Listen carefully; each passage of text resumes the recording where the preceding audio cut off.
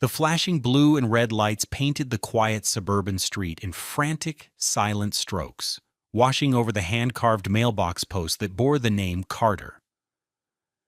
They bled through the living room window, splashing across the framed family photos on the mantelpiece. A smiling woman with kind eyes, a proud man beside her, a tiny baby in their arms. Kalen stood in the doorway of the home he had built with his own two hands, the cool night air raising goosebumps on his arms. He wasn't cold.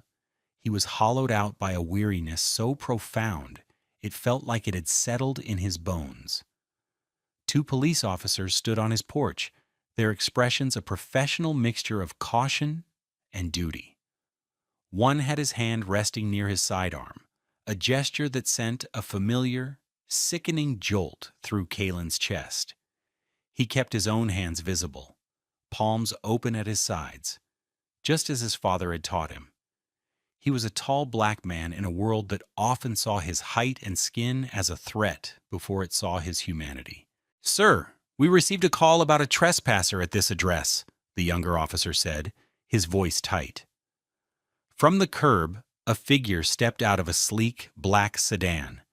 Even in the strobing chaos of the police lights, Kalen recognized the stiff posture, the expensive coat, the aura of righteous indignation.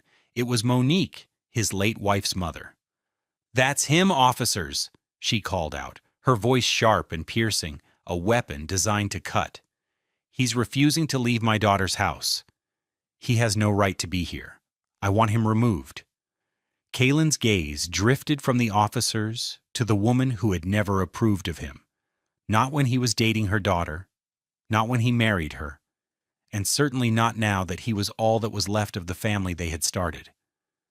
He looked at the oak tree in the front yard, the one he and Lena had planted on their first anniversary, its branches now reaching towards the sky like a silent prayer.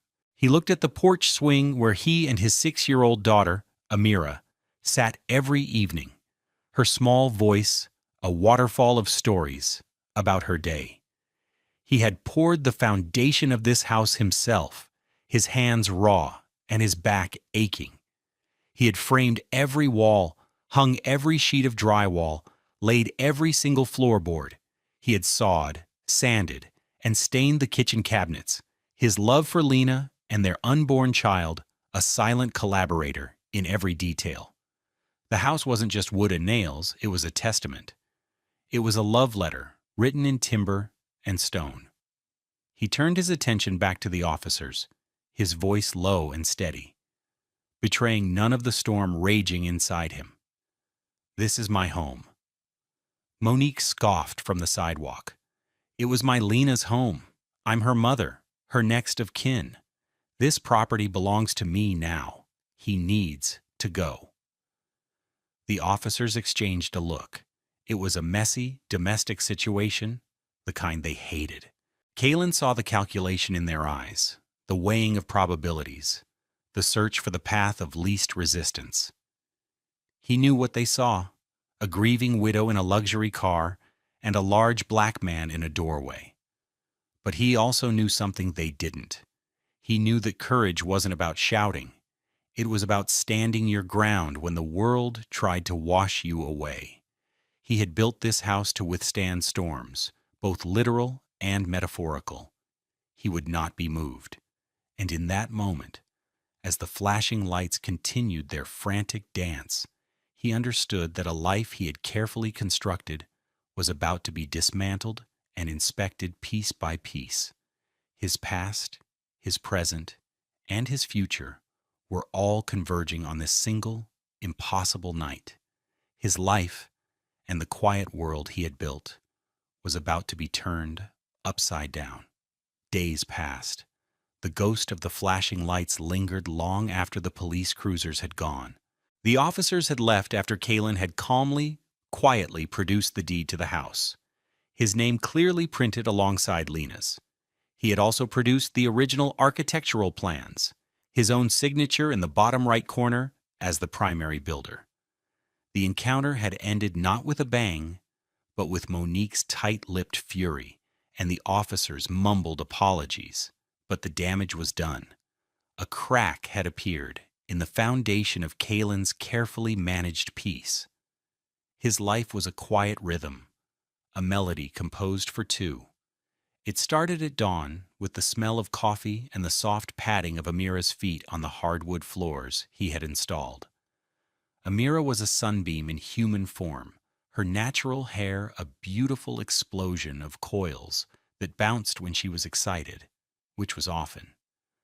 She was 6 years old, but she possessed the ancient, unfiltered wisdom of a child who had known loss and had chosen joy instead. "Daddy, can we have pancake mountains today?" she'd ask, climbing onto her stool at the kitchen island he had built from reclaimed barn wood. Her braids, adorned with the colorful beads he'd painstakingly learned to weave in, clicked softly against the countertop. "Pancake mountains it is," he'd say, his voice a low rumble. He'd mix the batter, his movements economical and sure. He would make them just the way Lena used to, though his were never quite as perfect.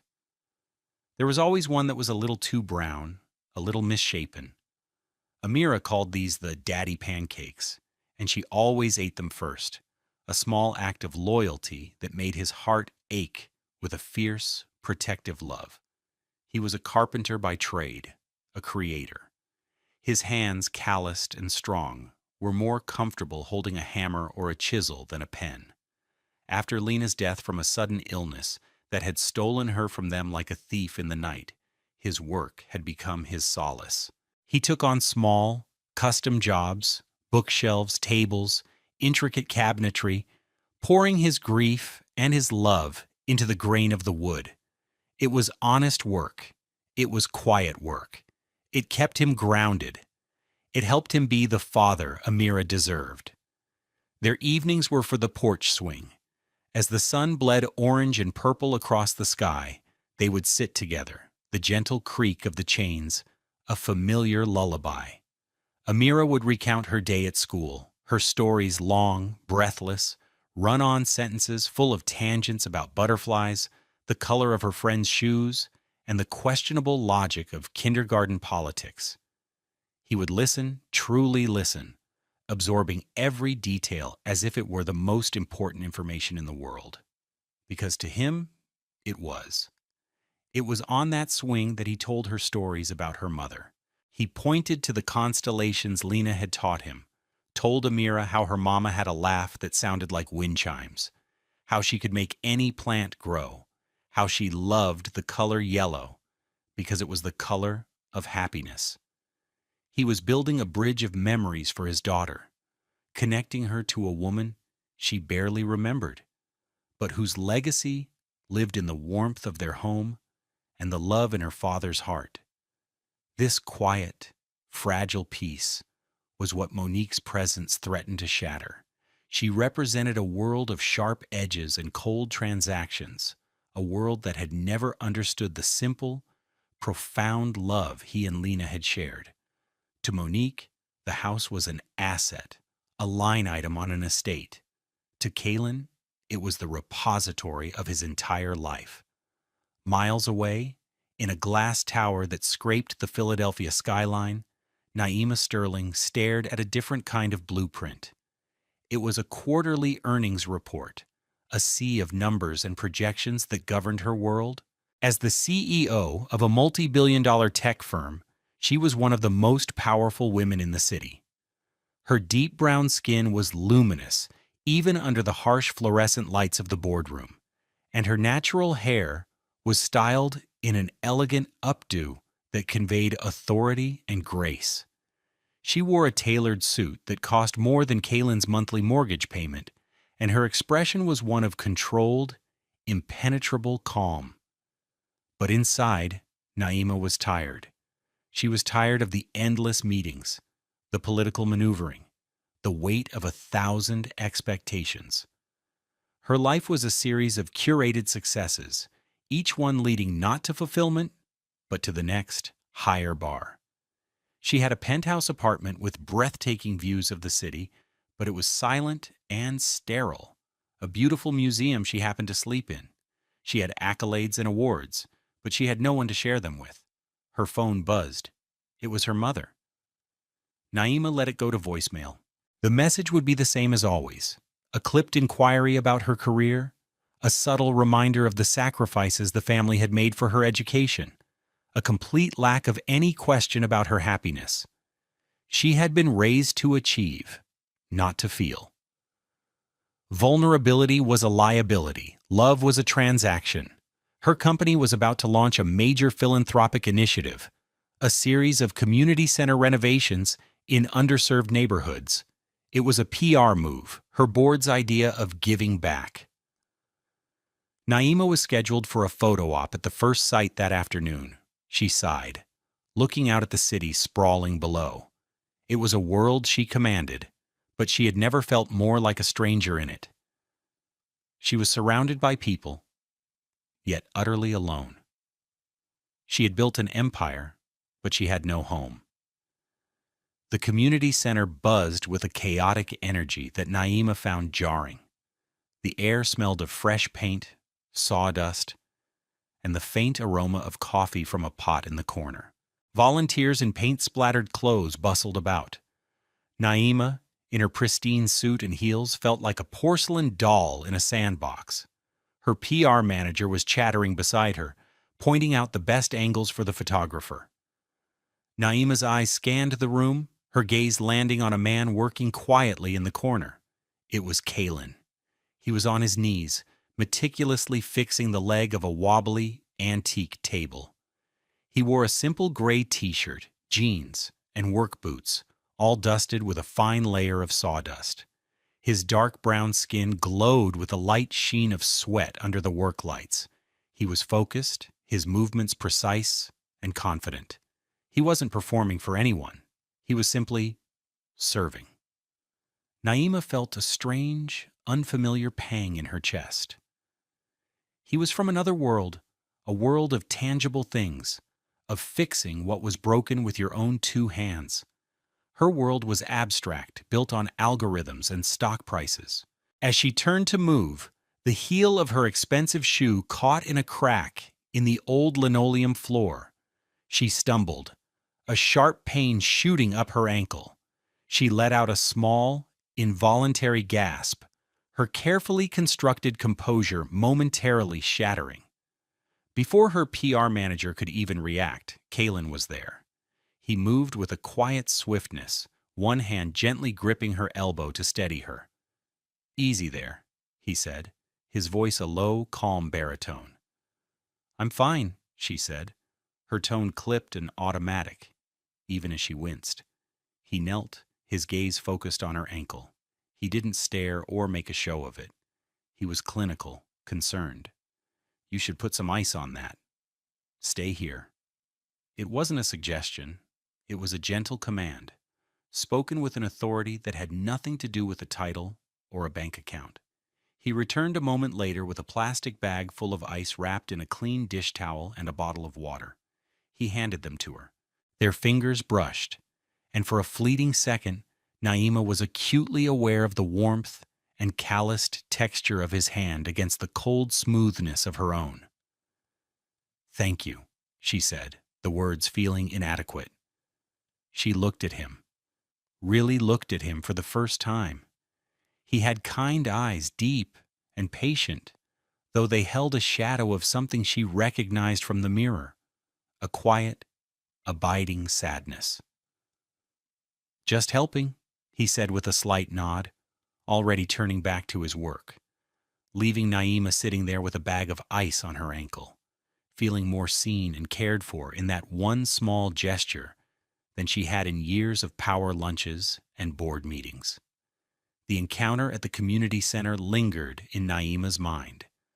A few days later, acting on an impulse she didn't fully understand, she had her assistant find out the name of the lead volunteer carpenter, Kalen Carter.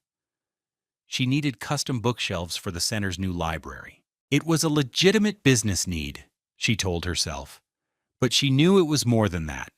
She called him directly.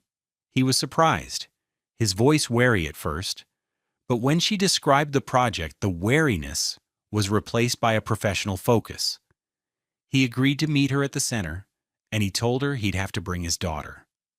Amira was a whirlwind. She arrived holding her father's hand, her beaded braids bouncing, her bright eyes taking in everything. While Kaylin and Naima discussed dimensions and wood types, Amira conducted her own inspection of Naima. She walked a full circle around the powerful CEO, her head tilted. "Your face is all pinched up," she announced, with no malice, just observation. "Like you ate a sour lemon." Kaylin's face flushed. "Amira, that's not polite." But Naima, to her own surprise, laughed. A real laugh, one that started deep in her belly. It felt rusty, foreign. "She's not wrong," Naima admitted, a smile touching her lips. "It's been a sour lemon kind of week." Amira seemed to accept this. "My daddy makes sweet lemonade," she offered. "It's the best." Throughout the meeting, Naima found her attention divided. She was impressed by Kaylin's quiet expertise, the way he spoke of oak and maple, with a reverence she reserved for market caps. But she was mesmerized by the bond between him and his daughter. The way he'd unconsciously smooth down a stray braid, the way she'd lean against his leg, the easy, unspoken language of their love.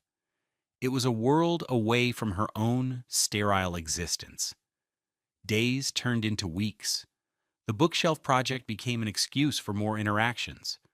Naima found herself making trips to the community center she never would have before, just to see the progress, just to witness a few more moments of that quiet, steady world. One evening, a sudden thunderstorm broke as Kaylin was finishing the installation. Amira was with him, dozing on a pile of coats in the corner. Naima, who had been working late in the center's temporary office, saw them getting ready to leave. "You can't go out in that," she said, gesturing to the sheets of rain. "Let me give you a ride." Kaylin hesitated. "We don't want to trouble you, Miss Sterling." "It's Naima, and it's no trouble. I'm heading home anyway." The ride was quiet, the only sounds the rhythmic swish of the windshield wipers and Amira's soft breathing from the back seat. Naima's luxury car had never felt so much like a sterile bubble. When they pulled up to his house, the house from the police report she vaguely registered, he turned to her. "Thank you, Naima. Can I offer you a cup of tea? To warm you up before you drive back? It's the least I can do." She should have said no. She had 1,000 emails to answer, but she heard herself say, "I'd like that very much." Inside, the house was everything her penthouse was not. It was modest, lived in, and overflowing with warmth. Crayon drawings were taped to the refrigerator. A half-finished puzzle sat on the coffee table. The air smelled of ginger and cinnamon. Kaylin carried a sleeping Amira upstairs, his movements gentle and practiced. He returned with 2 mugs of steaming tea. They sat in the living room, the storm raging outside, the house a safe, warm haven against it. They didn't talk about business or philanthropy. He asked her about her day. She found herself telling him about the sour lemon week, the pressure, the loneliness. He listened without judgment, his presence a quiet anchor in her turbulent sea. She looked around the room, at the handcrafted mantel, the sturdy rocking chair in the corner. "You have a beautiful home," she said. The words full of a sincerity that surprised her. A sad smile touched his lips. "My wife, Lena, she made it a home. I just built the walls." It was the first time he had mentioned his wife in front of her. In that shared moment of vulnerability, Naima felt a crack appear in the armor she had worn for so long. She saw the depth of his loss, and in it, she felt the echo of her own profound loneliness. She had been in penthouses, luxury spas, and corporate boardrooms all over the world. None of them had ever felt like this. None of them had felt like home. The next Saturday, Naima was at the community center for the official unveiling of the new library. The bookshelves stood tall and proud, filled with new books, their maple wood glowing in the afternoon light. Kaylin was there with Amira, standing near the back, never one for the spotlight. As the speeches droned on, Amira slipped away from her father and made a beeline for Naima. She was clutching a piece of folded construction paper. "This is for you," she said, thrusting it into Naima's hand. Naima unfolded it. On the paper was a child's drawing. It depicted three stick figures standing in front of a house with a big yellow sun smiling down. They were holding hands. The figures were colored in with crayon. One was a tall man with brown skin. One was a small girl with brown skin and black squiggles for hair with little dots of color in them. The third figure, standing between them, was a woman with brown skin and her hair drawn in a neat circle on top of her head. Below the drawing, in wobbly 6-year-old print, were the words, "A new family." Naima's breath caught in her throat. Her eyes burned. She had to turn away, her hand flying to her mouth to stifle a sob. All her life she had earned her place. She had achieved, performed, and excelled her way into every room she'd ever entered. For the first time, someone was simply offering her a place. No strings attached, no performance required. A child's drawing had broken through decades of carefully constructed defenses. She knelt, pulling Amira into a gentle hug. The little girl wrapped her arms around Naima's neck, her beaded braids ticking against her cheek. "Do you like it?" Amira whispered. Naima pulled back, her eyes wet with tears she didn't bother to hide. "I love it," she whispered back, her voice thick with emotion. "I love it more than you can possibly imagine." Over Amira's shoulder, she saw Kalen watching them, a complex mix of hope and fear in his eyes. In that moment, she knew her life was at a crossroads. One path led back to the glass tower, to the safety of her achievements and her loneliness. The other path led here, to this messy, beautiful, uncertain world of pancake mountains and crayon drawings. For the first time in her life, she felt the courage to choose the path that led not to power, but to connection. The bond between Naima and Kalen deepened through a series of quiet, domestic moments. It was a slow, gentle courtship built not on grand romantic gestures, but on shared cups of tea, trips to the park with Amira, and long talks on the porch swing. Naima found herself rearranging her schedule, canceling pointless dinners and delegating meetings, to steal a few more hours in Kalen's world. She learned the names of Amira's friends, the story behind the scar on Kalen's knuckle, a slipped chisel, and the quiet rhythm of their life together. She, in turn, began to open up. She told him about the immense pressure from her parents, the brother she was always compared to, the gnawing feeling that her worth was tied only to her latest success. He listened, his presence a calming balm. He never offered solutions or corporate strategies. He just saw her. One evening, as they sat on the swing after putting Amira to bed, he spoke of Lena. He didn't speak of the sickness or the pain, but of the life. He talked about how they met, how she had challenged him to build his own business instead of working for others, how she had believed in him more than he believed in himself. "This house, it was her dream," he said, his voice soft in the twilight. She drew the first sketch on a napkin in a diner. She wanted a big porch, a garden for vegetables, and a room with enough light for all her plants. I tried to build her dream. Naima rested her head on his shoulder, a gesture that felt as natural as breathing. "You did more than that, Kalen," she said. "You built a sanctuary." It was in that sanctuary that Naima began to heal. The pinched, sour lemon look Amira had pointed out was replaced by a soft, genuine smile. Her tailored suits were often exchanged for jeans and comfortable sweaters. She discovered the simple joy of digging in a garden, the satisfaction of a perfectly baked loaf of bread from one of Lena's old recipes, the profound peace of reading a bedtime story to a child who had her wrapped around her little finger. But the outside world, with its sharp edges and cold realities, could not be kept at bay forever. A rival on Naima's board, a man named Henderson, who had always coveted her position, began to sow seeds of doubt. Whispers started circulating. The powerful CEO was distracted. She was spending an inordinate amount of time on a low-priority community project. She was seen in a modest neighborhood with a local contractor. The whispers reached a crescendo when a gossip blog published a grainy photo of Naima, Kaylin, and Amira at a local farmer's market. They looked like a family. The headline was snide: Billionaire CEO Naima Sterling trades boardroom for blue-collar romance. The article was cruel, filled with innuendo about Kaylin being a gold digger and Naima slumming it. But the part that made Naima's blood run cold was the mention of the police incident, painting Kaylin as a squatter in his late wife's home, with a quote from a concerned family member, Monique. Henderson called for an emergency board meeting.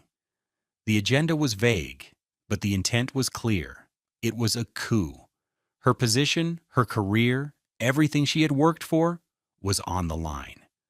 Her old instincts screamed at her: fight back, destroy him, use every weapon in her considerable arsenal.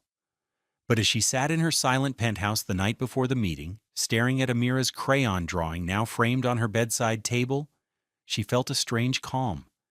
The empire she had built suddenly seemed like a kingdom of ghosts. The only thing that felt real, the only thing that mattered, was the warmth of Kaylin's hand, the sound of Amira's laughter, the feeling of belonging she had found in their small, handcrafted world. The boardroom was a lion's den. The air was thick with tension. Henderson presented his case, couching his ambition in the language of concern for the company's image. He spoke of instability, lapses in judgment, and the unfortunate publicity. When he was finished, all eyes turned to Naima. They expected a fight, a denial, a ruthless defense of her throne. Instead, Naima stood up, her posture regal, her gaze clear and direct. She did not look at Henderson. She addressed the entire board. "Mr. Henderson is correct about one thing," she began, her voice even and strong. "I have been distracted. For years, I have been distracted by stock prices, by market share, by the relentless pursuit of more. I have allowed the bottom line to be the sole measure of my life's worth." She paused, letting the words hang in the air. "Recently, however, I was reminded of what it means to build something of true value. I met a man, a carpenter named Kaylin Carter. He built his own home with his hands.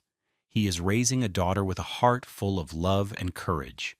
He has faced loss with a dignity I can only admire.